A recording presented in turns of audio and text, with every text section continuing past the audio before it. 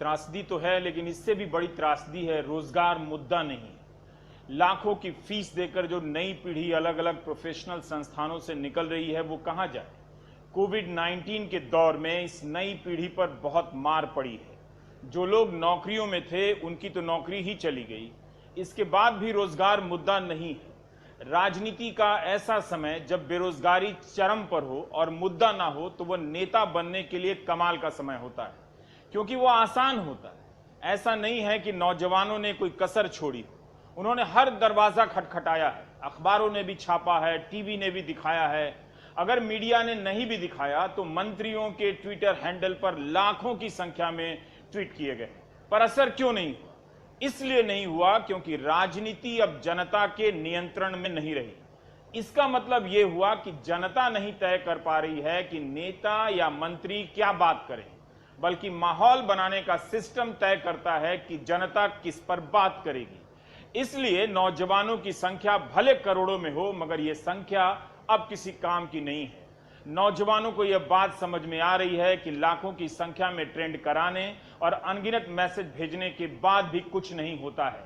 दरअसल भारत की राजनीति में युवाओं का हर प्रकार का रोल समाप्त हो गया है, सिर्फ वायरल और फॉरवर्ड करने को छोड़कर।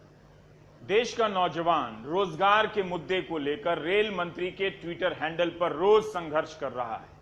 3 जुलाई को जब पीयूष गोयल ने ट्वीट किया कि कोरोना आपदा के बाद देश में स्थिति सामान्य होने लगी है, औद्योगिक क्षेत्रों में कामगारों का लौटना शुरू हो गया है, साथ ही चलने वाली ट्रेनों में बुकिंग 100% से भी अधिक है, तो आप उस ट्वीट के नीचे आए कमेंट को देख सकते हैं। नौजवानों के ऐसे कमेंट का शायद ही मंत्री जी जवाब देना चाहेंगे, लेकिन मार्च 2019 में रेलवे ने NTPC non technical popular category की वैकेंसी के फॉर्म भरे गए थे जो फरवरी में निकले थे।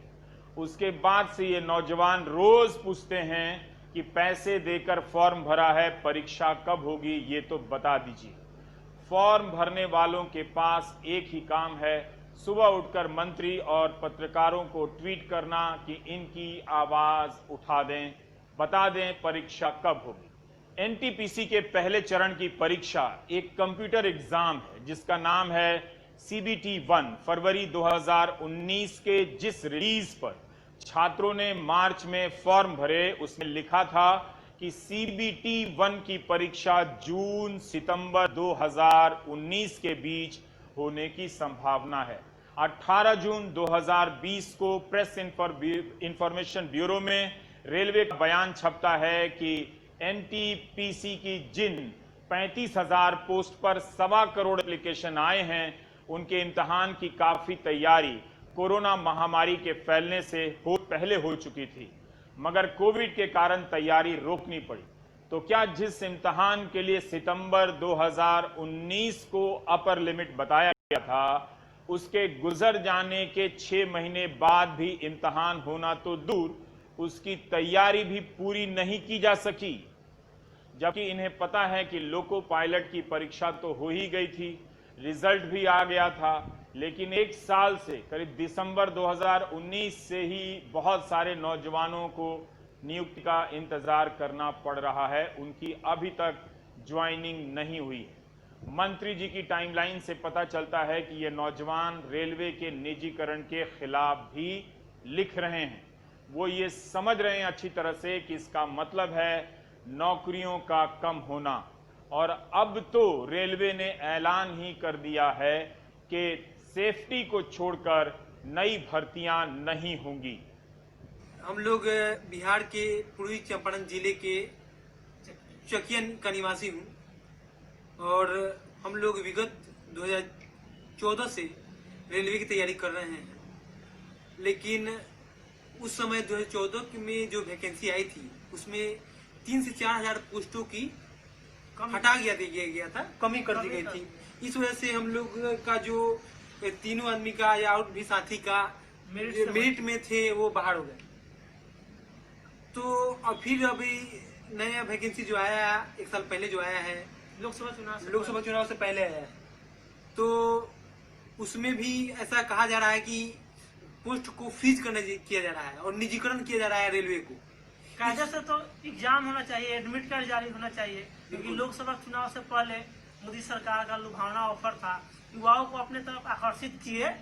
उसके बाद अब एग्जाम होना चाहिए कायदे से, लेकिन फ्रीजिंग हो रहा है। फ्रीजिंग क्या होता है हम लोग समझ में नहीं करते हैं। हम लोग का लाइफ फ्रीज हो रहा है और ये लोग वैकेंसी फ्रीज कर रहे हैं। इन्हें समझ में नहीं आता कि युवाओं की क्या दशा है। पिछले कई सालों से मैं रेलवे का विद्यार्थी रह चुका हूँ, रेलवे की तैयारी कर रहा हूँ। यहाँ पे मैं पटना रेलवे की तैयारी कर रहा था।